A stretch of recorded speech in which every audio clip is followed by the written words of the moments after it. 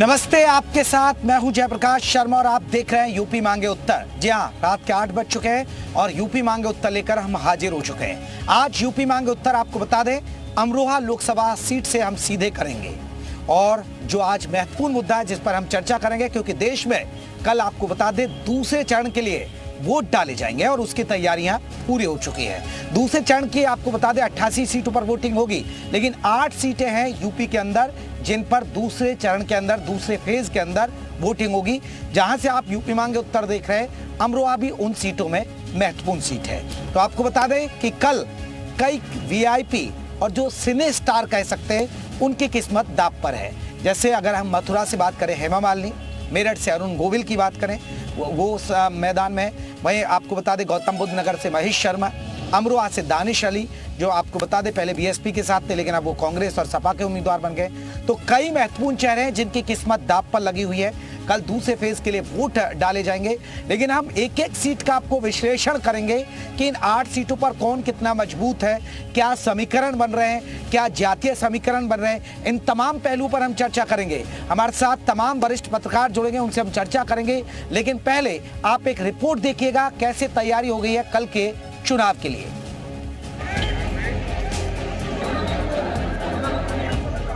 लोकतंत्र के महापर्व में दूसरे चरण के दंगल की पूरी तैयारी है। मैदान में उतरे महारथियों के मन में 100 सवाल हैं। सबसे बड़ा सवाल कि जनता का मूड क्या है, जनता उन्हें जीत का ताज पहनाएगी या हार तय करेगी। तो दूसरी ओर जनता अपने दिल की सुनकर प्रत्याशी या पार्टी को वोट करने वाली है। इन सबके बीच मतदान को लेकर पोलिंग बूथ पर तैयारियां भी पूरी हैं। पोलिंग पार्टियों ने मतदान केंद्रों पर जिम्मा संभाल लिया है। पहले चरण में यूपी की 8 सीटों पर मतदान हुआ था। इस बार भी यूपी की 8 सीटों पर उतरे उम्मीदवारों की किस्मत ईवीएम में कैद होने वाली है। ये निर्वाचन क्षेत्र 9 जिलों में पड़ते हैं। अमरोहा, हापुड़, मेरठ, गाजियाबाद, बागपत, बुलंदशहर, गौतम बुद्ध नगर, अलीगढ़ तथा मथुरा। इन सभी लोकसभा निर्वाचन क्षेत्रों में जिलाधिकारी, वहाँ के जिलाधिकारी, इनके रिटर्निंग ऑफिसर नोटिफाइड हैं। दूसरे चरण में यूपी की 8 सीटों पर मतदान होने वाला है। जिन 8 सीटों पर वोटिंग है उसमें अमरोहा, अलीगढ़, मथुरा की सीट शामिल है। इसके अलावा बागपत, बुलंदशहर और मेरठ में भी दूसरे चरण का मुकाबला है। गाजियाबाद और गौतम बुद्ध नगर सीट पर भी दूसरे चरण में वोटिंग है। मतदान केंद्रों पर किसी भी तरह की गड़बड़ी ना हो, इसके लिए सुरक्षा के पुख्ता इंतजाम भी किए गए हैं। संवेदनशील बूथों पर प्रशासन की नजर है। मतदान को लेकर यूपी पुलिस के अलावा पीएसी को तैनात किया गया है। केंद्रीय सशस्त्र पुलिस बल और पीआरडी जवान तैनात किए गए हैं। इनके अलावा फ्लाइंग स्क्वाड, स्टैटिक सर्विलांस और क्यूआरटी को लगाया गया है। देखिए 26 अप्रैल को सेकेंड फेज में अलीगढ़ पार्लियामेंट्री कॉन्स्टिट्यूंसी का मतदान होना है और इसके लिए टोटल 2121 हमारे पोलिंग बूथ में मतदान होगा। लगभग 10,000 से अधिक कार्मिक हैं हमारे जो इस चरण में मतदान संपन्न कराने के लिए निर्वाचन आयोग की तरफ से नियुक्त किए गए हैं और वो आज धनीपुर मंडी से जो पोलिंग के लिए जो आवश्यक सामग्री है, ईवीएम और अन्य सामग्री लेकर के यहाँ से रवाना होंगे। दूसरे चरण के मतदान को लेकर सुरक्षा एजेंसियों की नजर सोशल मीडिया पर भी है।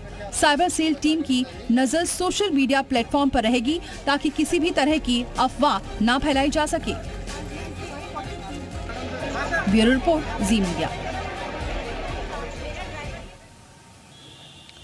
तो चलिए, आपने रिपोर्ट देख ली, आपने देख लिया किस तरह कल की तैयारी है। कल वोट डाले जाएंगे, उसको लेकर पूरी तैयारी हो गई है चुनाव आयोग की तरफ से। और अमरोहा, जहां से आप यूपी मांगे उत्तर देख रहे हैं, यहां भी आपको बता दें लोकसभा के लिए कल वोट डाले जाएंगे। लेकिन अब हम अपनी चर्चा की शुरुआत करने जा रहे हैं। एक एक सीट का हम समीकरण पर बात करेंगे, कौन कितना मजबूत है, क्या जातीय समीकरण बन रहे हैं। हमारे साथ कई वरिष्ठ पत्रकार जुड़ गए। अपने मेहमानों को मैं जल्दी से परिचय करा दूं। हमारे साथ आपको बता दें दीपक अग्रवाल रहेंगे, वरिष्ठ पत्रकार है, अमरोहा से वो हमारे साथ जुड़ेंगे। हमारे साथ संतोष अग्रवाल है, वरिष्ठ पत्रकार है, मेरठ से वो हमारे साथ रहेंगे।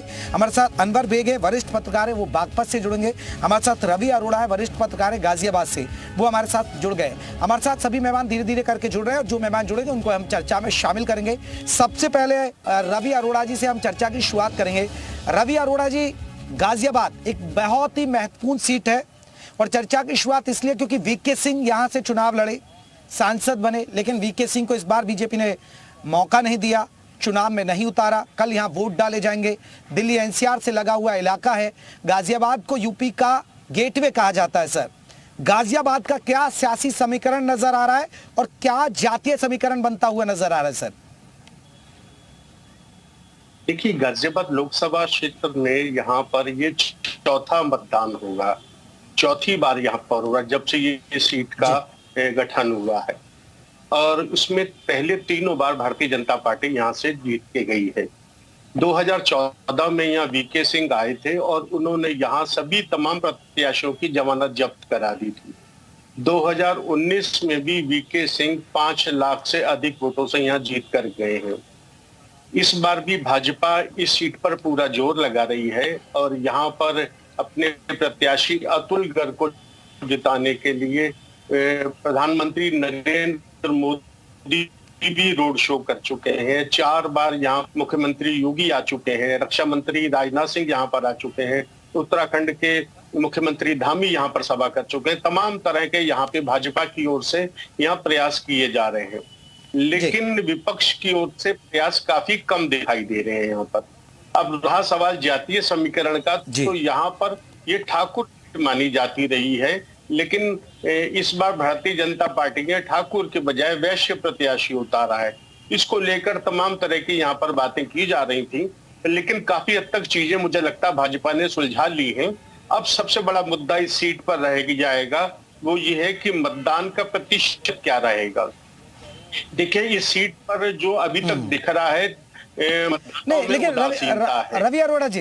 रवि अरोड़ा जी एक बहुत महत्वपूर्ण सवाल जो आप कह रहे हैं कि विपक्ष का यहाँ प्रचार कम नजर आया, लेकिन सर जैसे राहुल गांधी और अखिलेश यादव ने आखिर में आकर गाजियाबाद में प्रेस कॉन्फ्रेंस की, वो आपने देखी, ज्यादा प्रचार तो नहीं किया, आपने भी जिक्र किया, लेकिन कास्ट फैक्टर का आप जिक्र कर रहे हैं। डॉली शर्मा को यहाँ से उतारा है सपा कांग्रेस के गठबंधन पर, वो क्या, क्योंकि यहाँ ब्राह्मण वोट की भी तादाद ठीक है, वीके सिंह को माफ कीजिएगा, टिकट नहीं दिया, उसका असर पड़ेगा कि टिकट काट दिया, थोड़ा सा एक ठाकुर वोटरों में कुछ नाराजगी मानी जा रही थी, ये कुछ असर, ये कुछ जो मैं आपको कारण गिना रहा हूं, ये कुछ असर डालेगा सर गाजियाबाद में? जल्दी से सर जानकारी दीजिएगा। यकीनन डालेगा, लेकिन हमको इन तथ्यों को भी ध्यान रखना होगा कि डॉली शर्मा पिछली बार 1,19,000 वोटों से यहाँ पर तीसरे नंबर पर रही थी। भारतीय जनता पार्टी को यहाँ पर 9 लाख से अधिक वोट मिलते रहे हैं पिछले 2 चुनावों में। ऐसे में डॉली शर्मा कितनी बड़ी चुनौती होंगी ये देखना पड़ेगा, लेकिन इसमें कोई दो राय नहीं, डॉली शर्मा बहुत कायदे से चुनाव लड़ रही हैं। जैसे पार्टी की अपने नेताओं का ही सिर्फ नाम लिया जा रहा है, मोदी योगी के नाम पर भाजपा चुनाव लड़ रही है, लेकिन डॉली शर्मा मुद्दों की बात कर रही हैं। बिल्कुल, और देखिए दिल्ली एनसीआर से सटा इलाका, और देखिए शहरी वोटरों की तादाद भी काफी ज्यादा, और माना जाता है कि शहरी वोटर बीजेपी के साथ हो सकता है। मैं लौटूंगा सर, और भी मुद्दों पर आपसे बात करूंगा, हमारे साथ बाकी मेहमान भी जुड़ गए। गाजियाबाद से आगे हम मेरठ की तरफ चलते हैं, क्योंकि मेरठ बहुत महत्वपूर्ण सीट हो गई है, क्योंकि यहाँ से राजेंद्र अग्रवाल को टिकट नहीं दिया, उम्र का हवाला दिया गया। अरुण गोविल जो रामायण में राम का पात्र निभाते रहे, राम मंदिर भी एक बड़ा फैक्टर रहा। संतोष अग्रवाल जी हमारे साथ वरिष्ठ पत्रकार मेरठ से जुड़ गए। संतोष जी, मेरठ का समीकरण क्या कह रहा है सर? मेरठ के कास्ट फैक्टर या बाकी चीजों को हम देखें सर, क्या कह रहा है? क्योंकि मेरठ की बात करें तो मेरठ की लड़ाई है सुनीता वर्मा और अरुण गोविल के बीच मानी जा रही है, और क्या बीएसपी की भी स्थिति आपको वहां कुछ ताकतवर नजर आ रही है सर मेरठ के अंदर?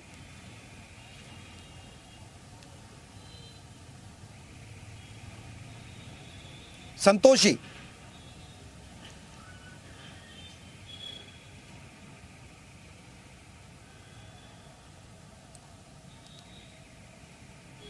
संतोष जी आप मेरा सवाल सुन पाए?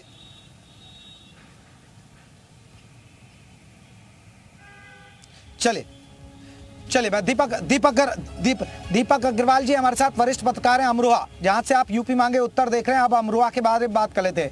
दीपक साहब, अमरोहा की बात करें, बहुत महत्वपूर्ण सीट है। हालांकि पिछली बार यहां से बीएसपी जीत गई क्योंकि सपा और बीएसपी मिलकर चुनाव लड़े, और देखिए मुस्लिम वोटर यहां डिसाइडेड फैक्टर होता है। अगर मुस्लिम वोट बटा तो बीजेपी को फायदा, मुस्लिम वोट एक तरफा गया तो कहीं ना कहीं बीजेपी को नुकसान। सर, अमरोहा लोकसभा सीट पर क्या सियासी समीकरण बन रहे हैं? हालांकि 2 मुस्लिम कैंडिडेट हैं, सपा कांग्रेस की तरफ से और बीएसपी की तरफ से। सर देखिए, सपा और कांग्रेस की तरफ से तो हमारे जो पूर्व प्रत्याशी है, जो पहले सांसद रहे हैं, कुमार दानिश जी जी दीपक जी रखिए अपनी बात, हम सुन पा रहे हैं आपको। हाँ, दानिश अली यहाँ पहले सांसद रहे, 2019 में वो जीते थे चुनाव बसपा के टिकट पर। अब वो कांग्रेस और सपा गठबंधन की सीट से वो चुनाव लड़ रहे हैं। यहाँ जो है मुस्लिम मतदाता जो है वो मुख्य भूमिका में है। यहाँ मुस्लिम और दलित उन दोनों का जो गठबंधन है वो प्रत्याशी को जिताने की अहम भूमिका निभाएगा। जहाँ तक बात उसकी है बसपा पर, अगर मुस्लिम जो मतदाता हैं वो और दलित मतदाता बसपा की तरफ जाते हैं तो बसपा का कैंडिडेट वो जीत जाएगा। दानिश अली फिर नहीं जीत पाएंगे।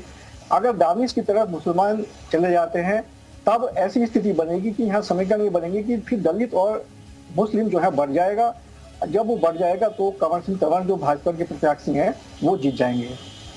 यहाँ अभी प्रधानमंत्री ने भी यहाँ रैली की। लेकिन दीपक साहब एक बात का आपने जिक्र किया, लेकिन बीजेपी के लिए ये अमरोहा लोकसभा सीट चुनौती भरी भारी रहने वाली है, क्योंकि 2014 में कंवर सिंह तंवर यहाँ से जीते थे और अब 2019 में सपा और बीएसपी का गठबंधन हो गया था, तो यहाँ बीजेपी का कमल खिल चुका है। तो क्या आपको लग रहा है कि बीजेपी का माहौल बन सकता है अगर मुस्लिम वोट बटा और दलित अगर नहीं कटा और बीजेपी के साथ चला गया तो? हाँ, अगर मुस्लिम वोट कटा तो यहाँ बीजेपी निश्चित रूप से जीतेगी।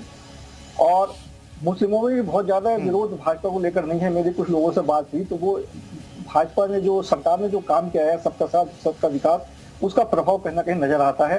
हो सकता है कि थोड़ा बहुत मुस्लिम भी जो है उनका रुख अपनाए, लेकिन जो भाजपा का प्रत्याशी कंवर सिंह तंवर है वो जीत तभी पाएंगे जब मुस्लिम वोट बटेगा। चलिए मैं लौटूंगा दीपक साहब आपसे, और भी बिंदुओं पर हम बात करेंगे। लगातार एक एक सीट का हम आकलन कर रहे हैं क्योंकि यूपी की 8 लोकसभा सीटों पर वोट डाले जा रहे हैं और उस पर हम बात करें। आप बागपत का रुख कर लेते हैं। बागपत से हमारे साथ आपको बताते हैं कि अनवर बेग वरिष्ठ पत्रकार जुड़े हैं। बेग साहब, बागपत का क्या सियासी समीकरण लगा? पिछली बार यहाँ बीजेपी जीतती, सत्यपाल यहाँ से जीते, बीजेपी के सांसद, टिकट नहीं दिया गया, लेकिन अब ये आरएलडी के खाते में आ गई है। कितनी महत्वपूर्ण हो जाती है सर ये सीट? देखिए, बागपत हमेशा से महत्वपूर्ण सीट रही है, तो नई बात नहीं है। बागपत इस बार को साथ है। बागपत को चौधरी चरण सिंह के जमाने से बिल्कुल महत्वपूर्ण रही है, 1977 से लेकर आज तक। जहां तक सवाल है समीकरण का, समीकरण तो बिल्कुल बहुत सीधा सीधा समीकरण है। आरएलडी और बीजेपी दोनों आमने सामने रहते थे, एक दूसरे के मुखालिफ रहते थे।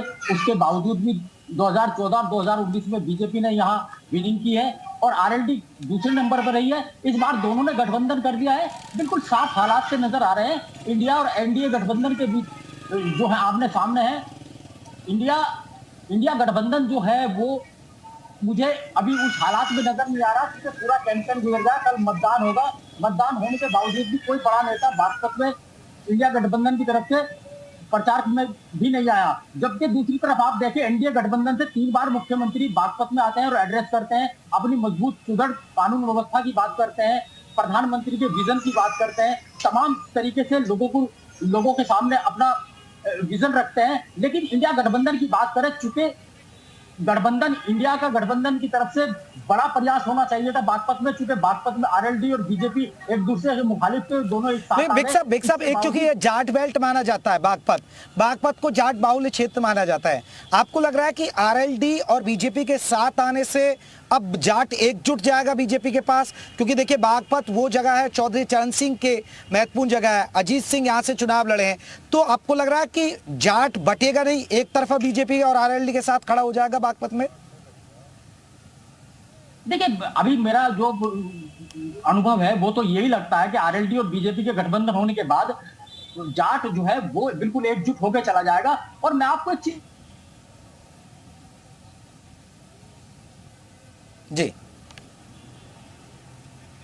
जी बेग साहब, चलिए बेग साहब से हमारी आवाज नहीं मिल पा रही है। हम लगातार आपको बता दें कि 8 सीटें हैं, उन पर बिंदु करें। हाँ बेग साहब आ गए। बेग साहब, हाँ आप बात रखिएगा, हम सुन पा रहे हैं।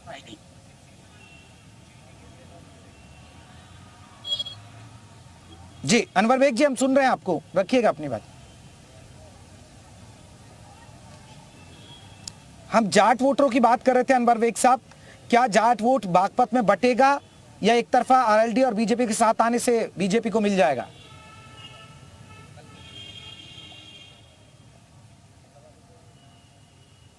चलिए मैं लौटूंगा। हमारे साथ तमाम मेहमान जुड़े हुए हैं। हमारे साथ आपको बता दें जिनका जिक्र कर रहे हैं, मेरठ एक बहुत महत्वपूर्ण सीट है। सतीश अग्रवाल जी हमारे साथ जुड़े हुए हैं, वरिष्ठ पत्रकार है मेरठ से। सतीश अग्रवाल जी, जिस तरह हम चल गए, माफ कीजिएगा, संतोष अग्रवाल जी हमारे साथ जुड़े हैं। संतोष जी, एक बहुत महत्वपूर्ण सीट है ये, मेरठ की बात करें, क्योंकि राजेंद्र का यहाँ से टिकट काट दिया गया, राजेंद्र अग्रवाल का। थोड़ी सी लोगों में था कि देखिए राजेंद्र अग्रवाल का टिकट काटा गया, अब ये लेकर आए अरुण गोविल को। मैं ग्राउंड पर गया, सर कहते हैं कि ये तो देखिए बाहरी हैं, ये तो बाहरी है, इनको हम कहाँ ढूंढेंगे। क्या ये असर कर रहा है ये बात, या नहीं मोदी और योगी के नाम पर वोट अरुण गोविल को मिल जाएगा? मैं संतोष शुक्ला हूं, मेरठ दैनिक जागरण से। मैं आपसे बताना चाहूंगा, आपका प्रश्न है कि अरुण गोविल को लेकर, बाहरी प्रत्याशी को लेकर, ये एक अनुभव जरूर बीच में शुरुआती दौर में आया था जब उनको बाहरी बताने का प्रयास किया गया, लेकिन अरुण गोविल दरअसल इसी शहर से निकले, शुरुआत के 22 वर्ष यहीं रहे हैं, लेकिन उनका बहुत ज्यादा भावनात्मक जुड़ाव इस शहर से बहुत बाद तक बन नहीं पाया, क्योंकि सिनेमा की दुनिया में जाने के बाद उनका अपना एक मुकाम बना और पूरी दुनिया आज उनको भगवान राम के मानस चित्र के रूप में देखती है। तो भाजपा ने यही सोचकर कि एक अयोध्या से लेके यानी पूर्वांचल से लेकर पश्चिमांचल के बीच एक सांस्कृतिक राष्ट्रवाद का एक तार जोड़ते हुए अरुण गोविल को एक प्रतिनिधि चरित्र के रूप में यहाँ टिकट दिया जाए, दिया भी। अब अंतिम चरण में आके इतना धुआंधार प्रचार भाजपा ने किया, प्रधानमंत्री की रैली हुई, योगी जी 4-5 बार आए और उनके तमाम बड़े नेता आए, और भाजपा का संगठनात्मक जो कौशल है ना, वो अन्य पार्टियों से उन्हें अलग करता है। ऐसे में अगर आप प्रचार की बात करेंगे, अपनी बातों को जनता तक पहुंचाने की बात करेंगे, तो उसमें भाजपा का प्रत्याशी एज पर है, बढ़त पर है। दूसरी बात, अगर समीकरणों की बात करें, जातीय समीकरणों की, जिस हिसाब से पिछले दिनों 8 सीटों पर वोटिंग का जो रुझान देखा गया है, अगर उसके परिप्रेक्ष्य में देखेंगे, सपा प्रत्याशी बहुत मजबूती से लड़ रहे हैं, और कोई आश्चर्यजनक परिणाम अगर हो जाए तो आप इसको एक मान सकते हैं कि लोकतंत्र की खूबसूरती एक ये भी है। जी जी नहीं संतोष जी, एक जो आप जिक्र भी कर रहे थे, क्योंकि मेरठ के अंदर, मेरठ शहर के अंदर खासकर मुस्लिम वोटरों की भी काफी अहम भूमिका रहती है। आपको लग रहा है कि मुस्लिम वोट सपा कांग्रेस गठबंधन को एक तरफा जाएगा या बढ़ जाएगा, कुछ बीजेपी को भी मिलने की उम्मीद है? नहीं, बंटने का कोई औचित्य नहीं। देखिए, राजनीति में बहुत स्पष्ट बात करनी चाहिए और विश्लेषकों को तो बहुत ही स्पष्ट कहना चाहिए। बंटने का कोई औचित्य नहीं। 20 लाख से कुछ ज्यादा वोटरों का ये लोकसभा क्षेत्र है और इसमें 6 लाख से कुछ ज्यादा मुस्लिम वोटर हैं। दूसरी बात यह है कि भाजपा अपने तरफ एक तरफ है, दूसरी बात सपा, और सीधी लड़ाई है। इसमें बसपा के जो प्रत्याशी है वो कुछ बहुत ज्यादा वोटों को न बांट पा रहे हैं, नोटों में घुसपैठ कर पा रहे हैं, जो अब तक का सीन है। और इसमें अब बहुत ज्यादा क्या बदलाव होगा, बसपा ने पूरे पश्चिम उत्तर प्रदेश में भी, जहां से उस पार्टी की उत्पत्ति हुई, जहां से उसको मजबूती मिली, जहां से उसको पहचान मिली, वहां उनका जो प्रचार था वो अन्य पार्टियों की तुलना में बहुत बाद में जागा और वो भी बहुत ज्यादा एक रंग नहीं पकड़ सका। अब इसका क्या असर होगा मुझे नहीं पता, लेकिन भाजपा और सपा मेरठ में सीधी लड़ाई में है।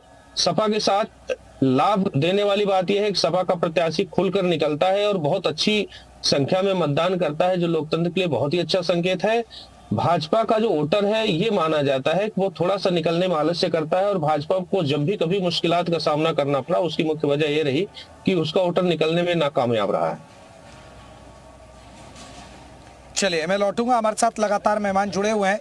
हमारे साथ आपको बता दें दीपक अग्रवाल जी, संतोष जी हमारे साथ, अनवर बेग जी, रवि अरोड़ा जी भी, और दर्शकों को बता दें हम लगातार चर्चा कर रहे हैं, 8 सीटों का समीकरण बता रहे हैं। हालांकि ज़्यादातर सीट जिन पर आज वोट डाले जा रहे हैं, बस अमरोहा की बात करें, अमरोहा में यहाँ पर आपको बता दें बीजेपी का कमल नहीं खिला था, लेकिन ज़्यादातर चाहे वो बागपत की बात हो या वो बात मेरठ की कर लें, गौतम बुद्ध नगर की कर लें, गाजियाबाद की बात कर लें, तो आपको बता दें कि यहाँ पर बीजेपी का कमल खिला था। अब सबसे बड़ी बात है, हमारे साथ रवि अरोड़ा जी भी, वरिष्ठ पत्रकार भी जुड़े हुए हैं। रवि अरोड़ा जी, एक बहुत महत्वपूर्ण सवाल है गाजियाबाद को लेकर, क्योंकि यहाँ शहरी वोटर है और शहरी वोटर कहीं ना कहीं माना जाता है बीजेपी के साथ है, जो मैं चर्चा के पहले कर भी रहा था। लेकिन शहरी वोटर घर से भी नहीं निकलता है, एक तो घर में या फिर चिट्ठी इंजॉय करता है, और क्योंकि यहाँ बड़ी बड़ी सोसाइटी है, हाई राइज बिल्डिंग्स है, वहाँ के लोग, आपको लग रहा है कि वो निकला और वो अच्छे से गया तो बीजेपी को फायदा होने वाला है? फिर बिल्कुल आपने सही प्रश्न उठाया। यहाँ पर हाई राइज बिल्डिंग में अब लाखों मतदाता रहते हैं और वो लोग बड़े उदासीन रहते हैं मतों को लेकर। और अधिकांश लोग जो दिल्ली में जिस दिन चुनाव नहीं होता, यूपी में होता है, तो दिल्ली अपने काम से भी चले जाते हैं या छुट्टियां मनाने चले जाते हैं। जैसे इस बार शुक्रवार, इतवार, शनिवार 3 लगातार छुट्टियां हैं, तो ये उदासीनता बढ़ सकती है। इसके लिए इस बार जिला प्रशासन ने प्रयास किया है कि हाई राइज बिल्डिंगों में भी पोलिंग बूथ बनाए गए हैं और मतदाताओं के वो अभी थोड़ी देर पहले ये डीएम की तरफ से भी एक ऑडियो मैसेज सबके पास गया है। तो प्रयास तो किए जा रहे हैं कि ये अर्बन जो वोटर है, जो उदासीन रहता है मतों को लेकर, उसकी उदासीनता कुछ तोड़ी जा सके। लेकिन ये कितनी संभावना इसकी है अभी कह नहीं सकते, क्योंकि अभी पहले चरण में जिस तरह से लगभग 5% वोट कम पड़े हैं, ये आशंका तो बनी ही हुई है कि मौसम के कारण से हो या लोगों के बीच में उदासीनता हो या एंटी इनकम्बेंसी हो, मतदान यहाँ गिर सकता है। यदि मतदान यहाँ पर गिरता है, चलिए मतदान गिर सकता है। और देखिए एक बड़ी बात है, क्योंकि शहरी वोटर को निकालना चुनाव आयोग के लिए बड़ी चुनौती है। बहुत बहुत शुक्रिया दीपक जी हमारे साथ जुड़े, संतोष जी आप भी जुड़े, अनवर बेग जी आप भी हमारे साथ जुड़े और रवि अरोड़ा जी आप भी हमारे साथ जुड़े। आप सभी मेहमानों का बहुत बहुत शुक्रिया। 8 सीटों का हम समीकरण दिखा रहे थे, 8 सीटों पर चर्चा कर रहे थे। बहुत ही महत्वपूर्ण सीटें, कल वोट डाले जाएंगे। हमारी आपसे अपील है कि आपके इलाके में जब भी वोट हो, वोट जरूर डालिए और खासकर उन 8 सीटों के जहां लोकसभा सीटों पर वोट डाले जा रहे हैं, उन दर्शकों से हमारी अपील है कि वोट जरूर करिए, अपने घरों से निकले। एक छोटे से ब्रेक के लिए रुक रहे हैं, ब्रेक के बाद भी लगातार खबरों का सिलसिला जी उत्तर प्रदेश उत्तराखंड पर चलता है।